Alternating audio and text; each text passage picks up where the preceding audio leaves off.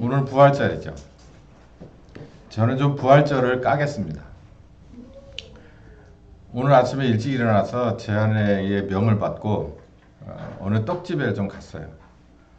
갔더니 방금 나왔습니다. 그러더니 하나를 더 챙겨주시는데 여러분들이 이제 이따가 드시겠지만 이 팥이 들어가 있는 맛있는 그 시루떡을 챙겨주셨어요. 위에 뭐라고 썼냐면 우리 교회 이름이 있고 목사님 앞에 이렇게 한 거예요.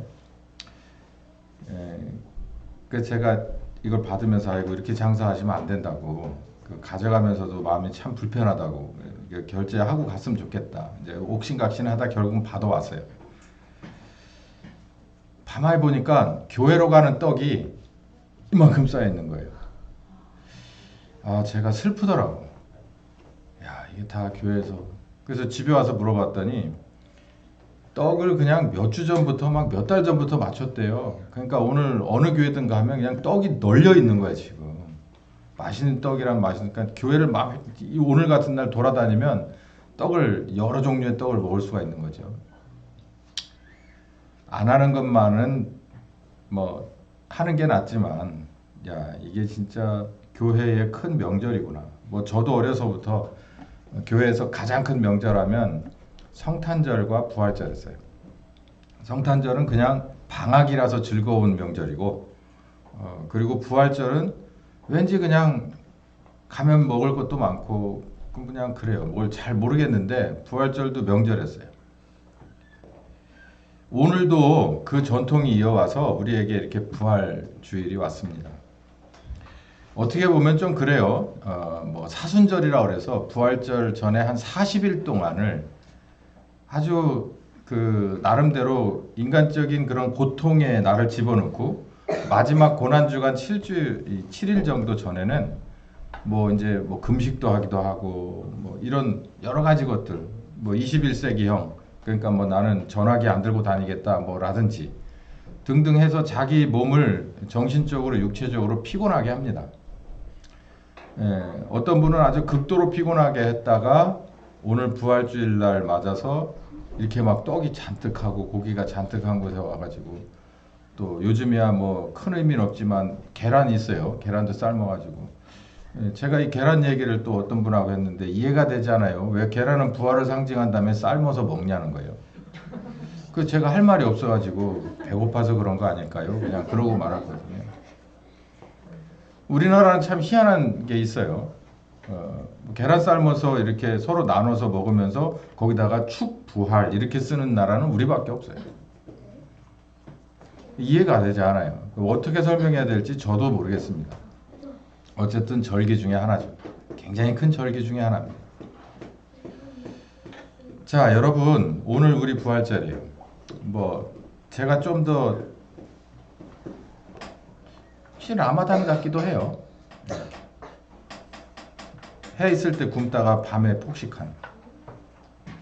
혹시 이런 거 아니냐라는 반성을 좀 할 필요가 있다. 저는 이 부활절이라고 하는 것은 사실상 시간 속에서 공간 속에서 한 번으로 족하다고 봐요. 나머지는 이 부활절의 효과가 우리에게 있냐 없냐가 중요하죠. 생일도요 1년에 한 번씩 굳이 무슨 필요가 있을까요? 전 진짜 생일 별로 필요 없는데 또 올 8월이 되면 또 하시겠죠? 그리고 또 막 여러분 많이 드시겠죠? 저는 한번 태어났으니까 그걸로 끝나고 저는 이제 죽을 날을 기다리거든요.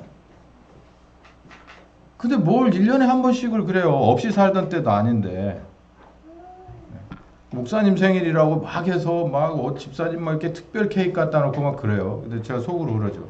차라리 현찰을 주세요. 용돈 쓰게. 안 되면 상품권이라도. 그렇다고 또 이제 막 또 그러지 하지 마세요. 사절입니다.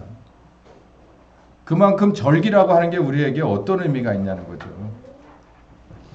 그날 닭 잡아 먹는 날, 그날 돼지 잡는 날, 그날 소 잡는 날이냐. 옳지 않다는 거예요. 부활절은 계란 삶는 날이냐, 떡을 하는 날이냐, 서로 이걸 저걸 해서 나눠 먹는 날이냐, 그냥 무조건 무슨 의미로 도대체 기쁜 거냐. 예수님의 부활의 의미를 좀 설명을 좀 드려야 될 것 같습니다. 사도행전 2장 36절에서 40절까지 보면 예수님의 부활의 의미는 바로 구원의 확정입니다. 구원은 구약 시대에는 예정이었어요. 하나님의 약속, 예정이었어요. 진행형이었어요. 그러나 이제 예수님의 십자가에 죽으시고 부활하신 그날부터는 우리에게 구원이 확정된 것입니다. 이게 우리 개별 한 사람 한 사람의 구원의 확정이냐? 그거는 또 다른 문제고, 하나님의 계획상에서 구원은 완성된 거예요.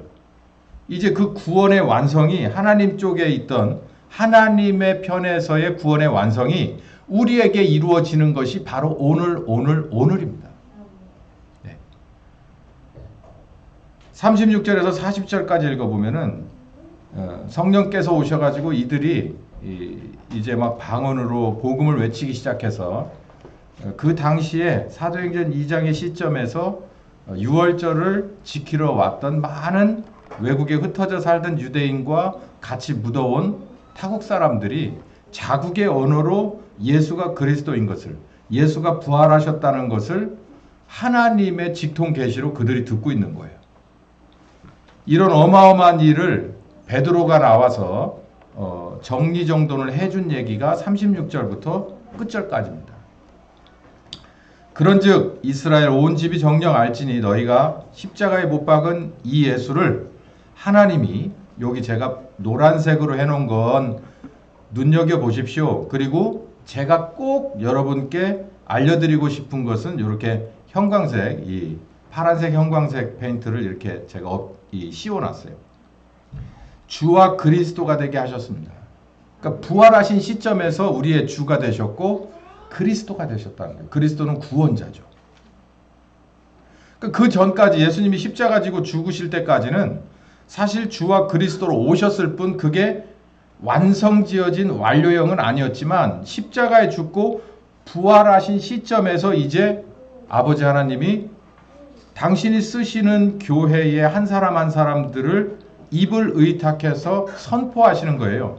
이제 내 아들은 예정되었을 뿐만 아니라 오셔서 십자가에 죽으신 바로 너희들 목전에 3일 전에 죽고 이제 부활한 내 아들은 너희들의 주와 너희들의 구원자가 되었다라고 하는 겁니다.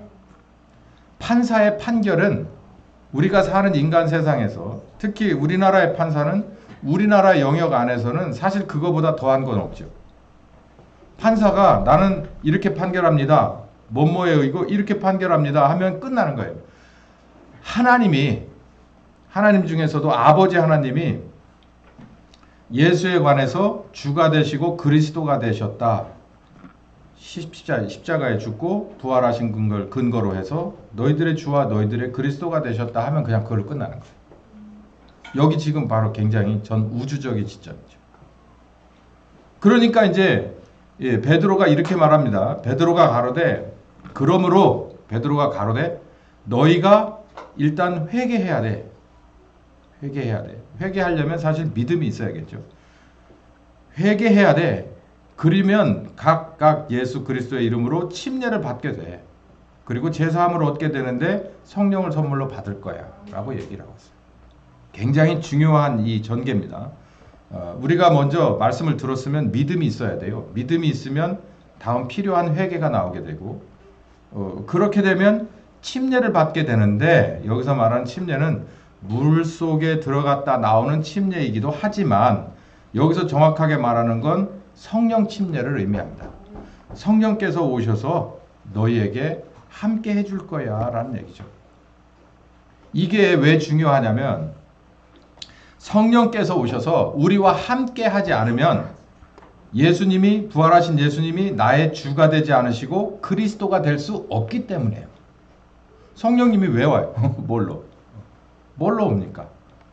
이 뜻을 이루려고 오는 거예요. 너희의 주와 그리스도가 됐다라는 건 선포형이고 우리 개개인에게 기업으로 이루어지는 것은 실현되는 것은 바로 성령께서 오셔서 하기 때문이에요. 예를 들어 봅시다. 재난지원금 어느 후보가 뭐 얘기했는데 1,000만 원씩 4인 가정 한 가정 괜찮죠? 예, 괜찮아요. 1,000만 원씩 주겠습니다. 이것도 여기 떡 잘라가지고 뭐 어떤 목사가 재난지원금 막 준다고 막 거짓말했다더라. 하도 선수들이 많아가지고 예를 들어서 선언을 했어요. 근데 문제는 뭐냐면 여러분 통장에 찍혔습니까? 그러면은 그 얘기를 듣는 순간부터 전화 수화기를 듭니다. 어디로? 동사무소. 뭘 가지고 가야 돼요? 언제 들어와야 돼요? 계속 얘기를 해. 근데 문제는 그 양반이 선거에 이겨야 되고 이겨야 되고 집권당이 돼야 되고 갈 길이 먼데 여기 하나님이 말씀하시는 것들 부활하신 예수가 너의 주가 되고 그리스도가 됐대요. 선언이에요. 근데 문제는 여러분의 마음속에 이게 꽂혔냐고요. 주님으로 꽂히고 그리스도로 꽂혔냐는 거죠. 더 나아가서 예수께서 내 주인이 되시고 그리고 나의 구원자가 되신 효과가 여러분에게 있냐는 거죠. 그건 더 중요한 거죠. 그 과정을 담당하신 분이 바로 성령님이다라는 거예요. 그러니까 성령 시대다라고 얘기하는 게 바로 이런 근거가 있죠. 그러므로 너희가 이 패역한 세대에서 뭐하라? 구원받으라. 이 패역한 세대예요. 한마디로 말해서 패역한 세대. 하나님 앞에서 볼 때 패역한 세대에서 구원, 탈출하라는 거예요. 탈출. 하나님의 편으로 탈출하라.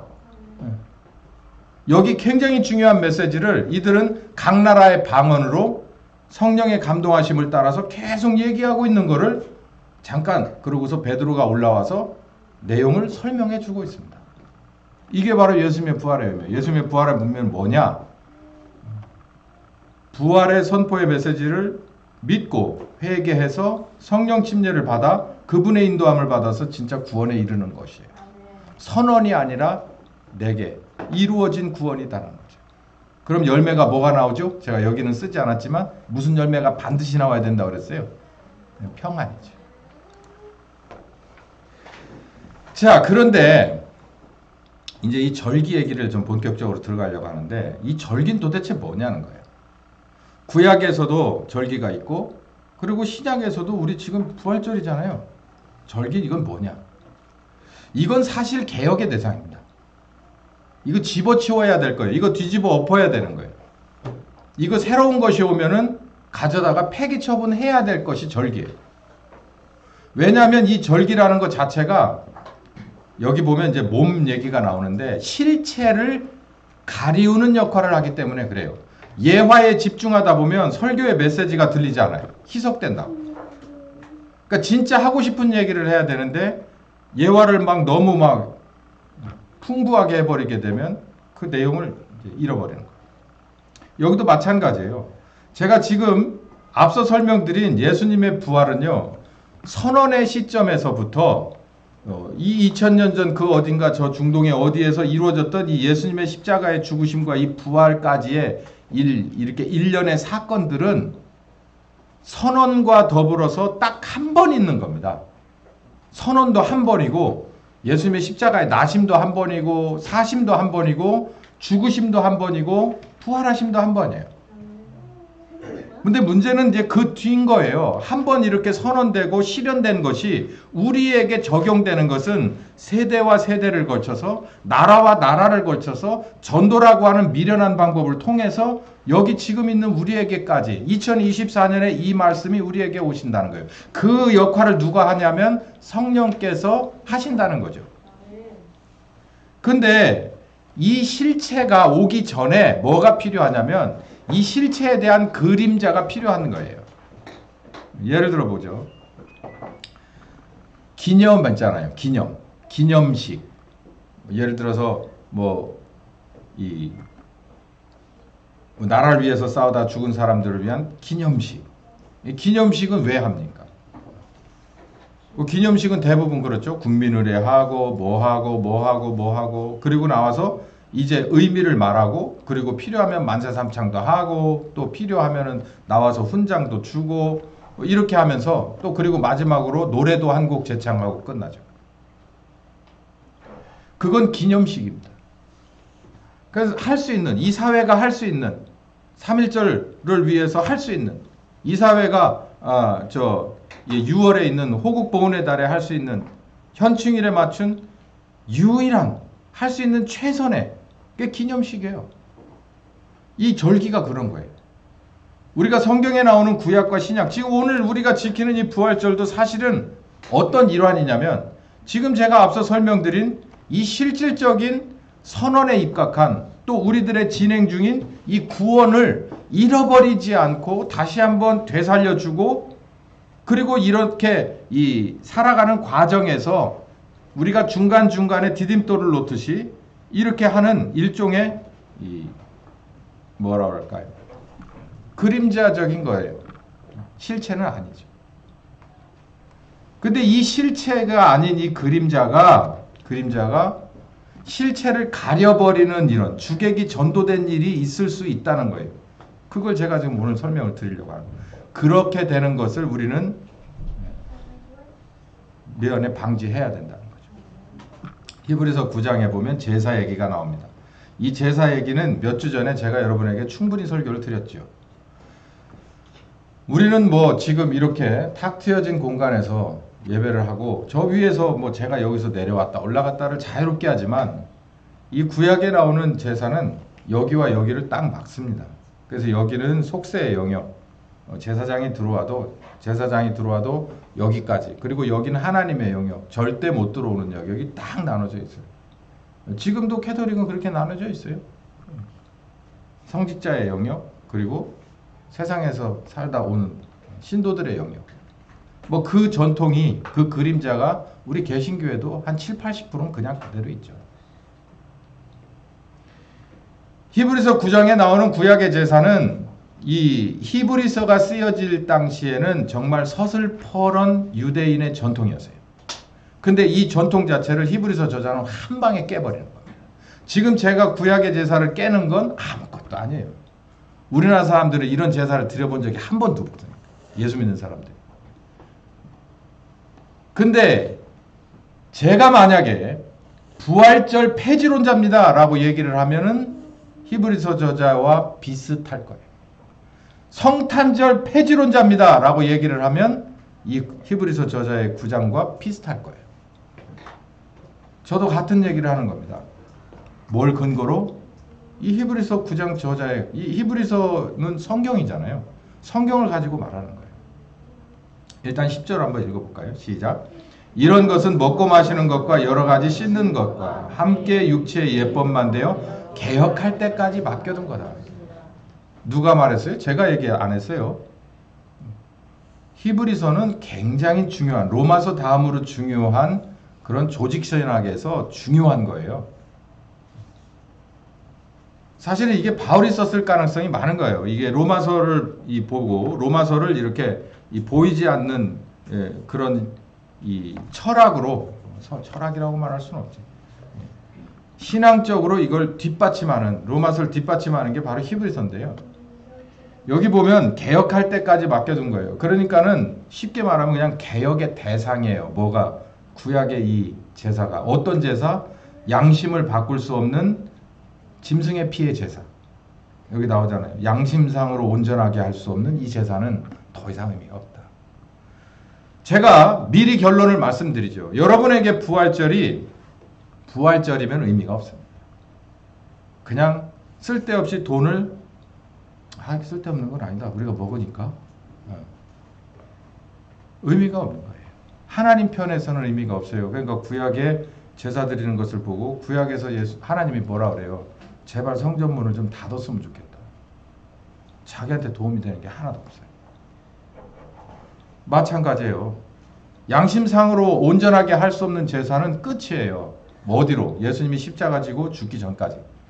이제는 예수님이 십자가 지고 부활하셔서 이제는 너희의 주가 되고 그리스도가 되시고 성령께서 오셨다 하면은 그 구약의 제사는 하나님은 절대로 1도 받아주지 않습니다. 다시 말해서 양심상에 온전하게 할 수 없는 신앙생활의 모든 1부터 끝까지는 하나님 편에서 전혀 점수에 들어가지 않아요. 왜냐하면 시절이 지나갔어요. 어떤 피가 있기 때문에 그걸 누가 우리에게 배달해 주냐면 성령께서 우리에게 배달해 주시는 예수 그리스도의 단 한 번의 그 피는, 그 속죄의 피는 우리에게 배달될 때 어디를 흔드냐면 양심을 흔들 뿐만 아니라 양심을 새롭게 하는 거예요. 뭐 하지 않는 거예요? 다시 돌아가지 않는 거예요. 한번 새로워진 것은 다시 돌아가지 않습니다.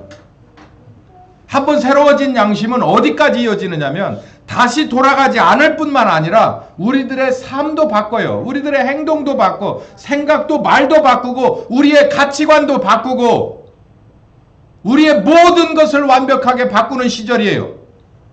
그런데 이 구약에 뭔가가 필요합니까?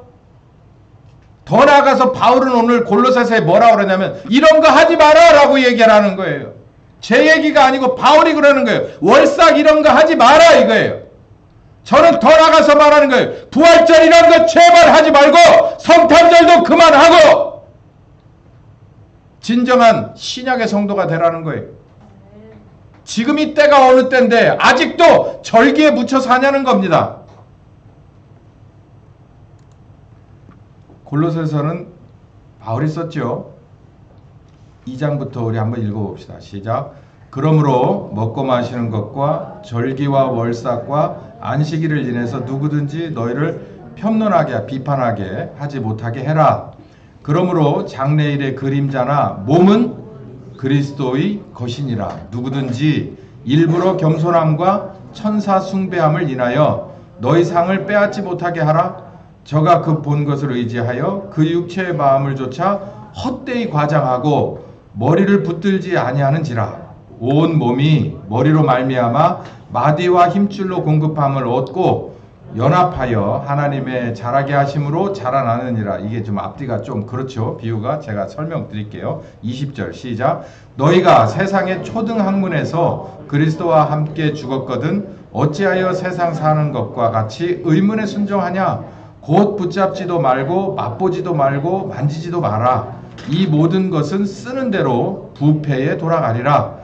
사람의 명과 가르침을 좇느냐? 이런 것들은 자의적 숭배와 겸손과 몸을 괴롭게 하는데 지혜 있는 모양이지만 오직 육체 좇는 것을 금하는 데는 유익이 전혀 없다는 거예요. 여기서 중요한 것은 바울이 말하고 싶은 건 우리가 해야 될 가장 중요한 포인트는 뭐라냐면 육체 쫓는 것을 금하는 거죠. 아까 우리 대표 기도 그런 내용이 있었잖아요. 우리에게서 나오는 것은 선한 것이 없습니다. 바울이 그렇게 얘기했어요. 우리들에게 나오는 건 선한 게 아무것도. 하나님에게서부터 영으로부터 오는 것은 생명과 평안이고 육체에서 나오는 건 사망이에요. 근데 우리는 팔이 안으로 굽잖아요. 그래서 내 속에서 나오는 거를 최대한도로 인정해 줍니다. 그럼 배고픈 것도 참아요? 결론대로 말하면 배고픈 것도 참아야 될 땐 참아야 돼요. 배고픈 게 나쁜 건 아니에요. 남성이 여성을 사랑하고 결혼해서 자녀를 두고자 하는 그 욕망은 나쁜 게 아니에요. 그러나 그게 어디 안에서 올바로 이루어져야 될 때, 하나님 안에서 말씀 따라서 올바로 이어질 때. 여러분 불 좋아하시죠? 요즘도 우리 건물 추워요. 제 방에 있을 때 이렇게 성경 이렇게 하느라고 앉아서 오래 이거 컴퓨터를 들여다보면 어떤 때는 막 이렇게 되게 오싹하게 추울 때가 있어요. 그러면 이게 뭔가 난로를 피웁니다. 따뜻하게 되려고요. 난로를 피워서 몸을 이렇게 데피죠. 여러분, 우리 이 말씀을 우리 정말 제대로 봐야 됩니다. 여기 한번 다시 한번 읽어보시죠. 23절 시작. 이런 것들은 자의적 숭배와 겸손과 몸을 괴롭게 하는데 지혜 있는 모양입니다. 그렇지만 오직 육체를 좇는 것을 금하는 데는 유익이 전혀 없습니다. 난로를 떼요. 저는 불을 사랑합니다. 근데 불 잘못했다면 어떻게 돼요? 큰일 납니다. 죽어요, 사람. 근데 불은 우리에게 꼭 필요해요. 전기장판 깔지 않고 잠 못 자죠. 난로 피지 않고 방바닥 온돌에 불을 대지 않고 살 수 없어요. 근데 불이 어디에 있을 때만, 내가 원하는 곳에서 원하는 만큼만 있을 때입니다. 우리들의 육신의 속에서 나오는 건 육체를 만드신 하나님이 우리를 사랑하세요, 육체도. 그런데 어디 안에 있을 때 하나님의 뜻대로 하나님의 규정대로 그 안에서 이루어질 때는, 요구할 때는 하나님이 아름답게 보는 겁니다. 그 이외의 것, 그 육체로 나오는 것은 하나님의 말씀을 넘어섰을 때, 하나님의 프레임을 넘어섰을 때를 말하는 거예요. 그 선을 넘은 욕망은 하나님은 인정하지 않아요. 그래서 뭐라고 하는 거예요? 육체 쫓는 것을 금하는 데는, 이것은 하나님이 우리에게 허용해 주신 자유 안에서 우리가 받을 수 있는 것은 하나님도 공급해 주시고 우리를 인정해 주시지만, 이걸 넘어선 것은 우리들이 뭐 해야 된다는 거예요? 잘라내야 된다는 거예요. 그냥 가차없이 잘라버려야 된다는 거예요. 근데 이렇게 하는 데는 쉽지 않습니다. 왜냐하면 내 손이 잘못했으니까 이걸 찍어버리려면, 이게 내 손을 내가 찍는 게 쉬운 일이 아니거든요. 왜냐하면 이건 내 팔이니까. 이건 내 눈인데 이게 범죄하는 대로만 계속 시선을 가면 고쳐라 안 되면 그냥 이걸 치워버려야 되는데, 그 쉬운 일이 아니죠. 성경의 비유에 의해서 말씀드리는 겁니다. 그렇다고 집에 가가지고 뭐 이렇게 하시면 안 되고, 요 의미를 잘 깨달아 하셔야 돼요. 쉬운 일은 아니에요. 그러니까 여기 뭐라 그러냐면, 육체 쫓는 것을 금하는데 유익이냐 불이익이냐라는 얘기를 하는 거예요. 도움을 주는 것이 아닙니다. 뭐가? 자의적으로 숭배하고 겸손과 몸을 괴롭게 하는 등의 무엇이? 여기 나오는 대로 월삭과 안식일과 기타 등등의 절기 따위를 말하는 것이에요. 그러니까 부활절이라든가 성탄절을 잘 지키는 것이 여러분이 뭐 하는데 도움되지 않는다는 거예요. 육체 쫓는 것에 도움이 되지 않습니다. 전 않는다고 말씀드려요. 그럼 이렇게 말하죠. 그럼 그거 안 하면은 육체 쫓는 일에 도움이 될까요? 그게 문제인 거예요. 절기를 다 지킨다고 그래서 내가 내 하나님이 원하시지 않는 양심과 그리고 하나님이 원하시지 않는 육체의 습관들을 버려버리는데 도움이 안 된다 해서, 뭐 된다 해서 되지 않지만 안 된다 해서 이걸 안 해버리게 되면 평상시에도 안 할 거 아니냐는 거죠. 그런 따위를 말씀드리는 게 아니고요. 여기서 바울이 말하는 의도는 뭐냐면, 내가 이런 것들을 지켰으니까, 여기 이 당시에 이들에게 문제가 됐던 것은, 바울에게 문제가 됐던 것은 각종 절기와 월삭과 안식일 관한 거예요. 그러니까 유대인 출신들 그리스도인들이, 유대인의 유대교에 속해 있던 그리스도인들이 이제는 이 새로운 예수를 그리스도로 인정하고 받아들였을 때 이들이 이렇게 바꿔야 될 절기들이나 이런 습관들을 말하는 거예요. 거기에서 혼돈이 온 사람들은, 또 어떤 선생님은 와서 절기는 절기대로 다 지키고 여기 그리스도인으로서의 그런 신앙생활을 하면 되잖아. 할례도 지키고 뭣도 지키고 뭣도 지키고. 바울은 폐지론자였었어요. 이유가 뭐냐면, 사람이라는 게 내가 절기를 지키고 내가 무언가 월삭을 지키고 뭔가 안식일을 지키고 어떤 절기 등등등을 지키면 어떤 거가 되냐면 일부러 겸손함이나 천사숭배함이다라는 거예요. 이 의미가 뭐냐면, 우리가 이제 예를 들어서 사순절 기도 이런 거 우리가 제가 일부러도 안 시키고 시켜도 안 오시겠지만, 사순절 기도합니다. 그래가지고서 특별 기도, 새벽 기도해 해가지고 특세 해가지고 많이 해요. 교회에서 부활주일 이렇게 해서 안 되면 열흘이라도 아니면 일주일이라도 이렇게 특세를 하거든요. 그때는 이제 새벽 예배 1시간 정도를 합니다. 1시간 정도를 길게 하면서 뭐 헌금하고 뭐 작전기도 들어가고 뭐 이러면은 뭐 그런 이제 절기에 딱 맞는 이 부속 프로그램들이 쭉 있거든요. 이제 그런 거를 해요. 그러면 그때 우리 다 같이 모여서 같이 이렇게 뭐를 기점으로, 이 부활주의를 기점으로, 이 사순절을 기점으로 기도하자, 모여서 기도하자라는 것은 나쁜 것은 아니에요. 여기서 근데 뭐가 싹 들 수 있냐면, 사람이 우리 그거 했으니까. 그 뭐하고 비슷하냐면, 저기 절에다 갔다가 이렇게 등 다는 거하고 똑같은 거.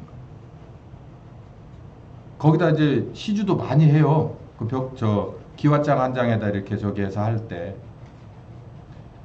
그게 혹시 번지수만 달라서 교회 아니냐는 거죠. 그리고 내가 이걸 했으니까 되기를 바래요. 그러니까 특별히 내가 이렇게 기도했으니까 이걸 되길 바래. 이걸 말하는 거예요. 여러분 여기 있는 애들이 각자 이제 부모의 가정으로 돌아가서 그런 식으로 엄마하고 아빠를 대합니까? 애들이 아이고 우리 어머니 생신 때쯤 됐네. 그러니까 생신 때쯤 됐으니까 잔뜩 세다 드리고 뭣도 해드리고 뭣도 해드리고 그러니까 내가 할 일은 다 했으니까 우리 엄마 아버지가 유산 물려주겠지. 자갈론이라도. 그런 관계예요? 혹시 그런 관계면 잘못된 거고 이런 거 아니에요? 그냥 내 살점이고 내 유전자잖아요. 그러니까 24시간 관계는 열려 있잖아요. 안타깝고 경우에 따라서는 화가 나고 좀 다르잖아요. 여러분 하나님과의 사이는 어때요? 내가 어떤 걸 기점으로 해가지고 거기다 뭘 이렇게 했으니까 하나님 나를 더 주목해 주시겠지. 또 이걸 기점으로 내가 하나님을 좀 더 주목하고 평상시에는 그냥 그래요? 그런 거 아니에요. 그건 구약에 속한 거예요. 유대교에 속한 사람들은 그렇게 했어요. 제사를 속죄제를 기점으로 해서 그 시즌에만 내가 하나님 앞에 잘못했습니다. 그리고 용서함 받았으니 감사합니다라고 하는 감정이 절정에 이르는 거고 나머지는 쓱 하고 없어지는 거예요. 사라지는 거예요. 하나님이라고 하는 내가 그의 선택된 백성이라고 하는 내가 약속된 백성이라고 하는 것을 다 잊어버려요. 오죽했으면 뭐 하라고 그랬어요? 남자애들한테 할례를 하라고 그랬잖아요. 할례를 하면요. 하루에 최소한 몇 번은 보게 됩니다. 화장실 가면 보게 돼요. 그러면서 생각하라는 거예요. 뭐라고? 너는 하나님하고 언약의 백성이라는 거. 여 팔목에 매요. 시계를 팔목에 차잖아요. 그러면 하루에 몇 번을 볼까요? 최소한 시계 볼 때는 한 번씩은 보겠죠. 시계 보잖아요. 그러니까 팔목에다 말씀을 채우래요. 그럼 팔목을 이렇게다 보면은 수시로 보게 되잖아요.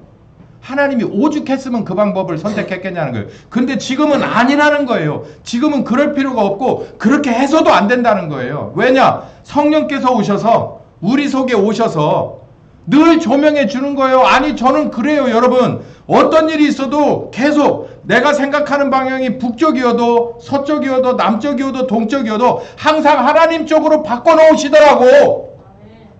어떤 말을 하다가도 목사는 어쩔 수 없이 목사인 것 같다 하는 생각을 할 때가 뭔지 아세요? 누구하고 얘기를 하더라도 항상 주제가 어떤 식의 주제라 하더라도 결국은 복음으로 가더라고. 어떤 식의 상황이더라도 이 분별이 결국은 어디에 근거하게 되냐면 복음에 근거하고 성경에 근거하게 되더라는 거죠. 그게 다 누구 덕이냐면 성령께서 오셔서 우리에게 하는 거예요. 율법은 그렇게 못해요. 그러니까 여기다 차고 다녀야 되고 여기다 붙이고 다녀야 되고 벽에다 써야 되고 차에다가 걸어야 되고 이런 거 하지 말라는 거예요. 거기에 매여 있지 말라는 거예요.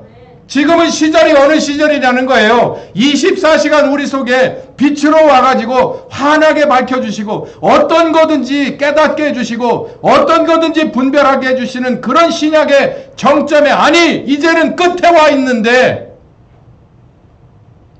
절기에 매여 되겠냐라는 겁니다. 어느 시즌에 매여서 되겠냐는 거예요. 안 된다는 거죠. 정말 이게 정말 가슴 아픈 얘기가 이런 거예요. 일부러 겸손함, 몸을 괴롭게 하는 것은 경건의 모양입니다. 제가 아까 라마단 얘기했잖아요. 우리도 그런 거 따라가면 안 돼요. 경건의 능력, 육체 쫓는 것을 금하는 실질적인 것을 말해요. 진짜 내가 금식을 했으면 그 사람의 생각이 바뀌고 모든 것이 싹 바뀌기 위해서 금식을 해야 돼. 마지막 방법으로. 금식은 뭐예요? 나 죽겠다고 작정하는 거잖아. 죽겠다고 작정했는데 그때만 또 반짝하더니 조금 지나니까 없어져 버려요. 그런 시절이 아니라고요. 그건 구약에서만 하는 거고 신약은 그런 게 아니에요. 할 수가 없어. 본인이 잘라서가 아니라 성령께서 오셨기 때문에요. 그 성령님을 무시하면 안 돼요.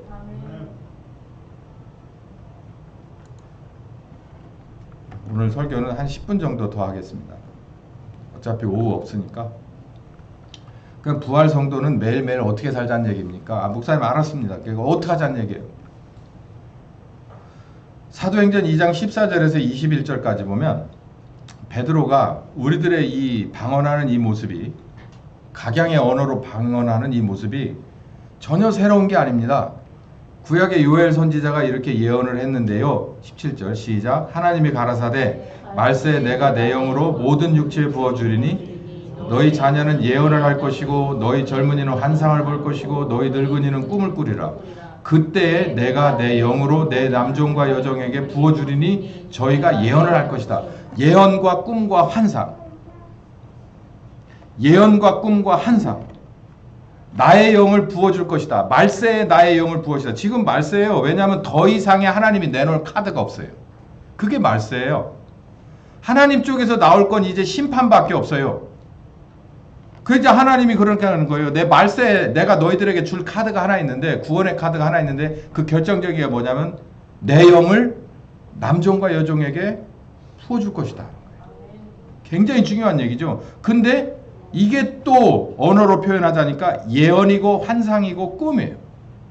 그러니까 우리는 특히 우리나라는 그래요. 예언이고 환상이고 꿈. 우리나라의 교회는 그래요. 앞서 오염이 어마어마하게 돼가지고 예언 신유 예언 이런 거 축복 성회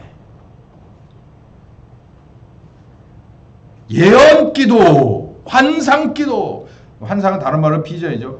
비전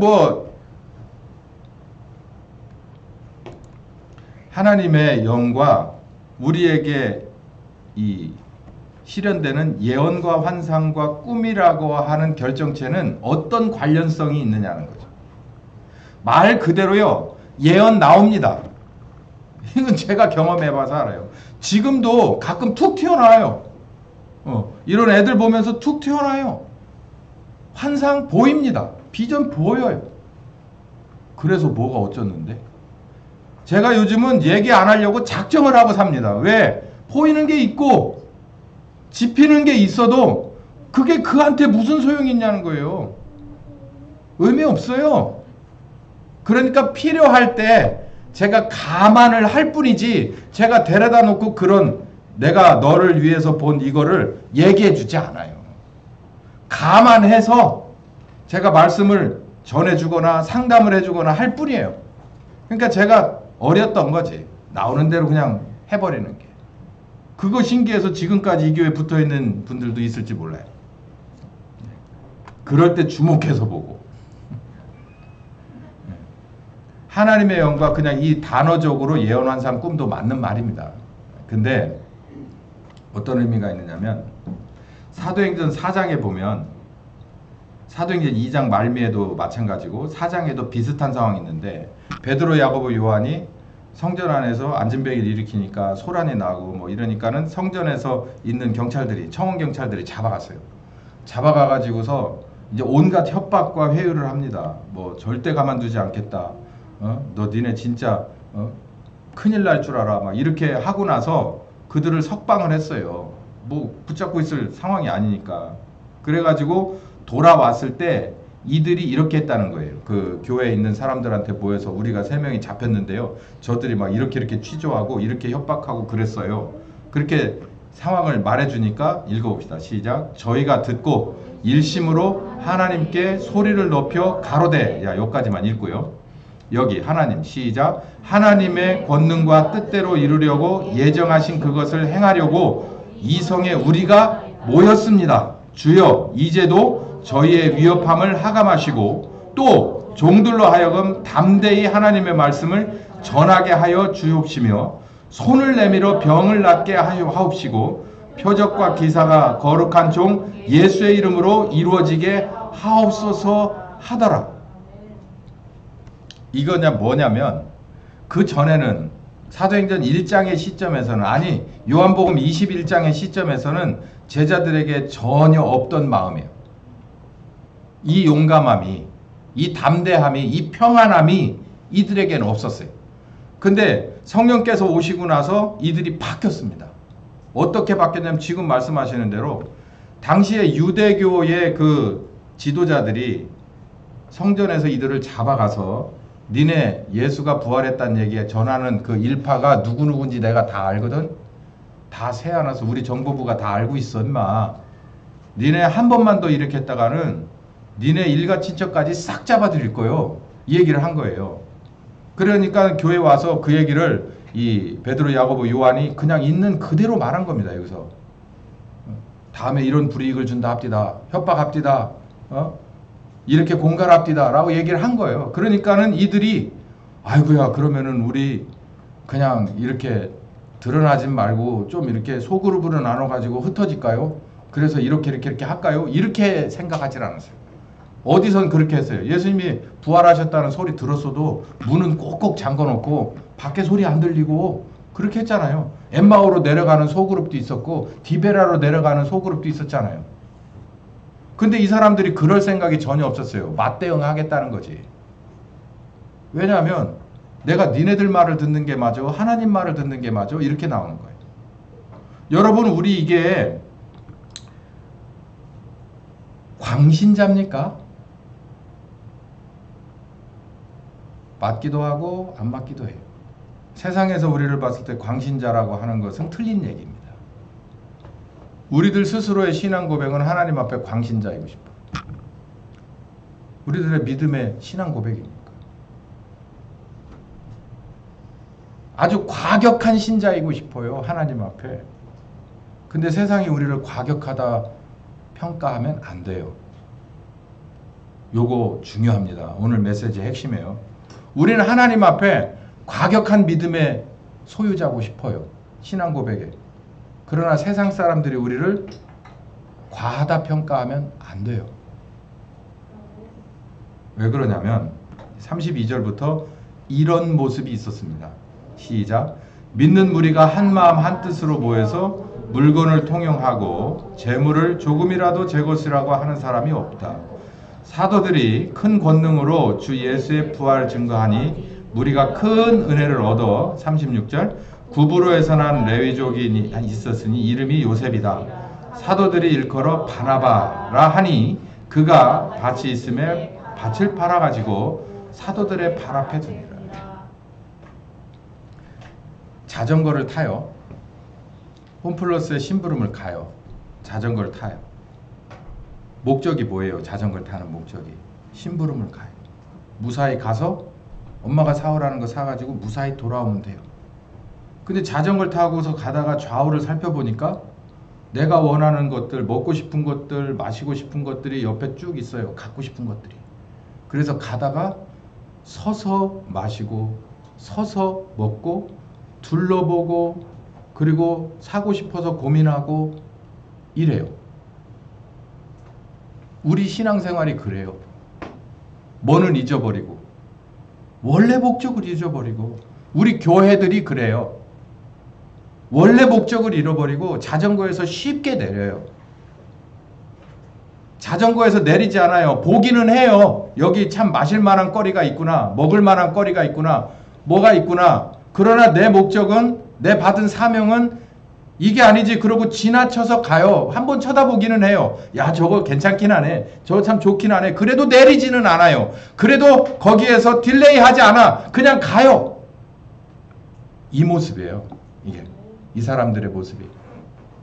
자기 육신의 필요를 느끼는 그런 테마들이 많이 있어요. 그런데 그것 때문에 서지 않아요. 그보다 더 중요한 일이 내게 맡겨졌기 때문이에요. 그냥 지나가면서 보기는 해요. 야 이거 진짜 괜찮긴 하다. 그러면서 페달은 계속 굴러야 돼요. 서지 않아요.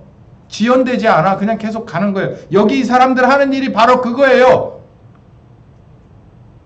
극도로 지금도 흉내내지 못할 아직 이 극도로 교회에서만 나올 수밖에 없는 바로 이 모습이에요. 물건이 서로 나오기도 하고 그냥 들어가기도 하는데 아무런 제약이 없어요. 이게 제가 자전거에서 내리지 않는 사람을 말하는 거예요. 뭐가? 목적이 있기 때문에 여기 마실 거리, 먹을 거리에 대해서 내가 거기에 서지 않아요. 이 일이 이 초대교회에서 이루어졌어요. 이걸 누가 만들었냐? 성령께서 만들었어요. 여러분 아시다시피 이게 지금 사도행전 4장의 시점이잖아요. 5장에 누가 나옵니까? 이거 흉내냈던 사람이 하나 나오죠. 아나니아와 삽비라가 나와요. 이 교회만이 만들어낼 수 있는 열매 중에서 정말 하나님 나라의 열매가 바로 이 모습이거든요. 이 모습을 흉내내서 그 교회에서 두 부부가 문제를 만듭니다. 근데 성령께서 이 사람들을 치워버렸어요. 절대 그냥 두고 보지 않았어요. 이 모습은 교회만 나올 수 있고 교회만 나올 수 있게 만들어 주시는 일이에요. 바로 이 모습이 우리에게서 나와야 될 모습입니다. 어떻게 하냐고요? 이거를 정치학적으로 경제학적으로 볼 수 없어요. 이건 뭘로만 봐야 되냐면 제가 비유로 말씀드렸듯이 자전거를 탄 사람은 목적을 가지고 하나님의 목적을 가지고 가는 사람은 그냥 지나가는 길이에요. 어디가? 우리의 삶이. 그러니까 무엇 때문에 거기서 내 하나님이 주신 사명이 지체가 되면 안 돼요. 근데 우린 지체가 돼요. 먹을 것 때문에 지체가 되고 입을 것 때문에 지체가 되고 마실 것 때문에 지체가 돼요. 아니 그게 나쁜 건 아닌데 문제면 하나님이 원하는 선을 넘어섰기 때문에 문제예요. 만나를 하루 것만 구하라고 그랬죠. 이틀 것 챙긴 사람 만나는 꼭 하루치는 썩었습니다.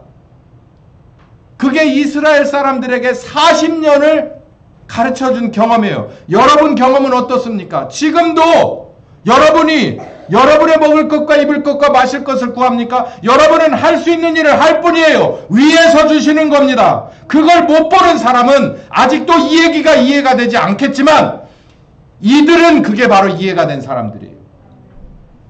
내가 가진 모든 것은 사실은 저분의 윤허에 의해서 온 것이에요. 이걸 세상 사람들이 봤을 땐 광신자라 말합니다.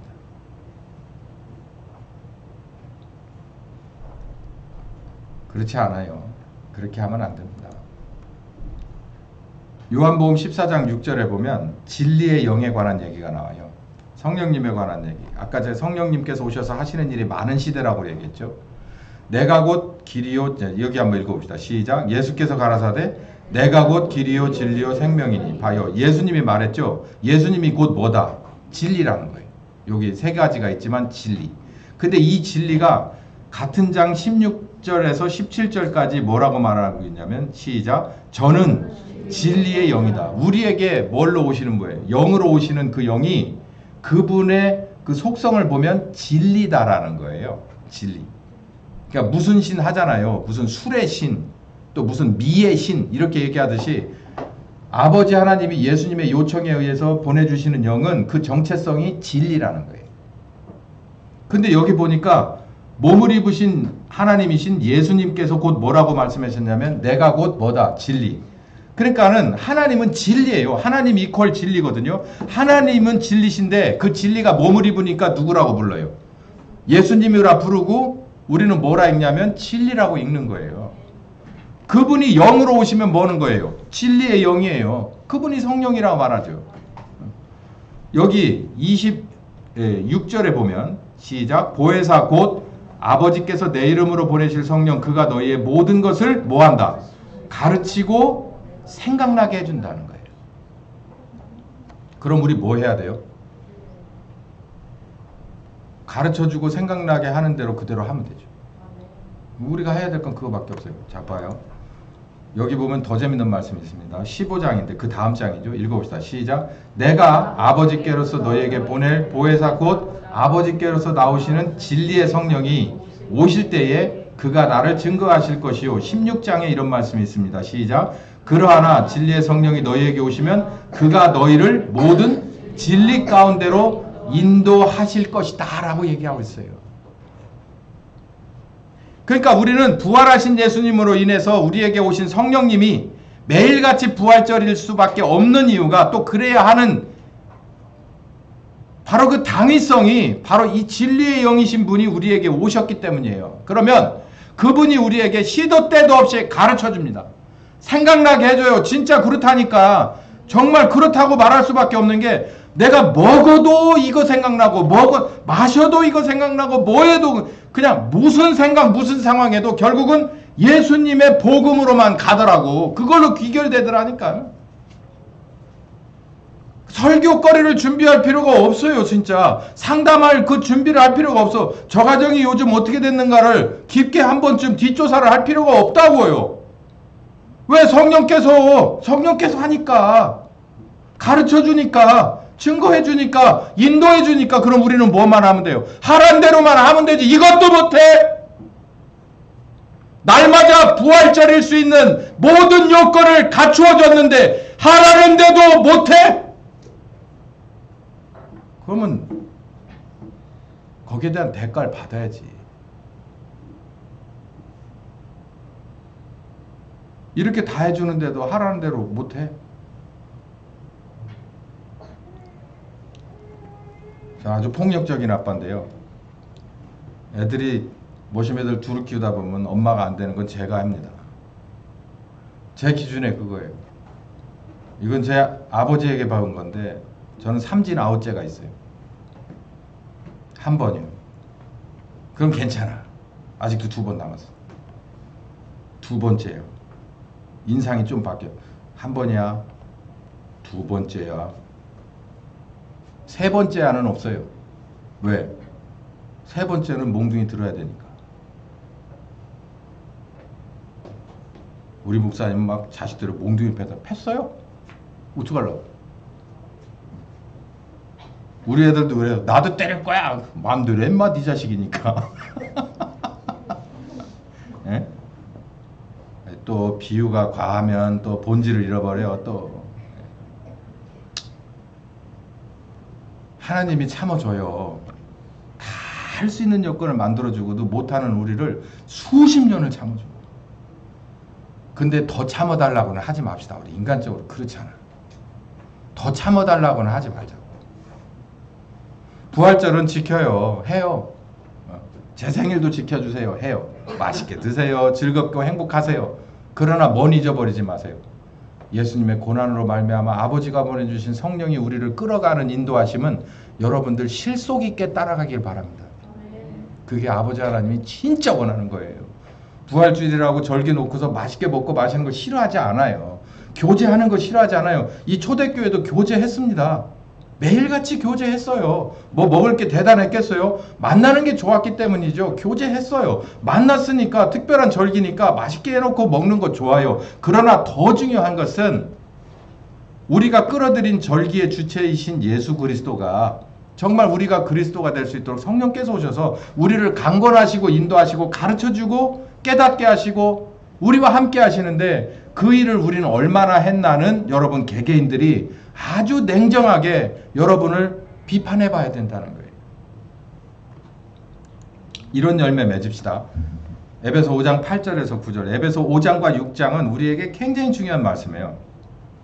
8절부터 시작. 너희가 전에는 어둠이었다. 이제는 주 안에서 빛이다. 빛의 자녀들처럼 행하라. 빛의 열매는 모든 착함과 의로움과 진실함에 있느니라. 여러분 이 착함과 의로움과 진실함을 세부적으로 알려줬어요. 그게 5장 21절부터 6장 9절에 보면 남편이 아내에게, 아내가 남편에게, 그리고 자녀가 부모에게, 부모가 자녀에게, 그리고 상전이, 그러니까 사장이 종업원에게, 종업원이 사장에게. 그러니까 이건 뭐냐면 가정생활. 빛의 자녀로서의 합당한 가정생활과 사회생활은 이런 겁니다라고 거기에 매뉴얼을 적어놨어요. 그 개념을 적어놨어, 개념. 그러니까 그걸 보고 그대로 따라가면 돼요. 그러니까 에베소 5장 8절과 9절의 빛의 열매 요 9절만 딱 따서 읽으면 안 되고 요 얘기는 어디에 있냐면 그 밑에 있는 21절부터 6장 9절까지 쭉 설명을 했어요. 빛의 자녀로서 합당한 남들이 어떻게 살든 상관없고 너희들은 이런 가정생활 살아라. 이런 사회생활 살아라. 이걸 기준으로 가정생활 해라. 이걸 기준으로 사회생활 해라 라고 정해놨어요. 그렇게 살면 하나님이 뭐라 그러냐면 착한 열매, 의로운 열매, 진실한 열매를 맺혔구나 라고 한다는 얘기예요. 이렇게 살으라는 거예요. 이렇게 살면 세상 사람들은 우리에게 평가를 여러 가지로 할 수 있어요. 그건 신경 쓰지 마세요. 뭐라고 얘기하거나 말거나. 여기 에베소 5장과 6장에 나오는 그런 가정생활 하세요. 세상의 평가는 그때그때 다릅니다. 우리하고 많이 겹칠 때가 있고 우리하고 서로 맞설 때가 있어요. 중요한 게 아니에요. 우리는 진리를 따라가잖아요. 진리는 변함이 없는 게 진리인 거예요. 진리는 변질되지 않아. 진리는 변하지 않아. 진리는 개조할 수 없는 거예요. 그냥 그대로 가는 거예요. 우리는 이 자전거에서 절대 내릴 생각이 없어요. 왜? 심판이 있기 때문에 그렇지. 심판에서 이 모든 것을 다 갖다 놓고서 체크를 하니까 내가 너한테 할 거 다 했는데 어떤 거 어떻게 살았는지, 어떤 가치관으로 어떤 삶을 살았는지, 세상의 가치와 바로 내 가치가 맞설 때 너희는 어떤 걸 선택했는지 하나님은 다 알고 봅니다. 아니, 우리도 저 카메라로 다 24시간을 찍고 있는데 하나님인들 못 찍어요? 이 전 국민 한 사람 한 사람, 아니 전 세계 한 사람 한 사람한테 개인 카메라 없을까봐, 이게 기술적으로 우리도 할 수 있는 일을 하나님은 못할까봐. 성경에 나와요. CCTV 있다고. 어디까지 찍는, 네 생각과 네 마음까지 찍는 CCTV 있대요. 그러니까 우리는 경각심을 가져야 돼요. 그러나 평안을 우리에게 주셨어요. 이 빛의 열매로 우리는 항상 예수의 부활이 매일매일인 사람이 돼야 돼요. 누가 체크해요? 하나님이 다 누적해서 보고 있어요. 그리고 누가 도와주세요? 성령께서 도와주세요. 매일매일이 부활의 하루하루가 되시는 여러분 되시길 예수님의 이름으로 축원합니다. 귀하신 하나님 감사합니다. 귀한 부활절을 맞았습니다. 생각만 해도 얼마나 가슴 벅차고 정말 마음이 먹먹하면서도 평안히 우리들을 정말 둘러진치며 임재하시는 말씀인지, 이 부활의 절기 가운데서 다시 한번 우리는 하루하루를 이 평안함과 또 이 강력한 은혜를 체험하고 누리며 그리고 전하며 사는 사람이 되고자 결심을 합니다. 주님 인도하여 주시옵시고 성령님 우리를 함께하여 지도하여 주실 것을 믿습니다. 예수님의 이름으로 기도했습니다. 지금은 우리 주 예수 그리스도의 은혜와 아버지 하나님 극진하신 사랑하심과 성령님의 교통하시는 역사가 이 불꽃 같은 눈초리로 아들의 십자가의 죽으심과 부활하심까지 우리에게 주고 더 나아가 성령님까지 보내주신, 그래서 정말 끝까지 부활의 평안을 누리고 그리고 전하며 살으라 작정하시는, 하나님 따라가기로 작정하는 한 10년과 가정과 교회 후에 함께 하시길 예수님 이름으로 축원하옵나이다. 아멘.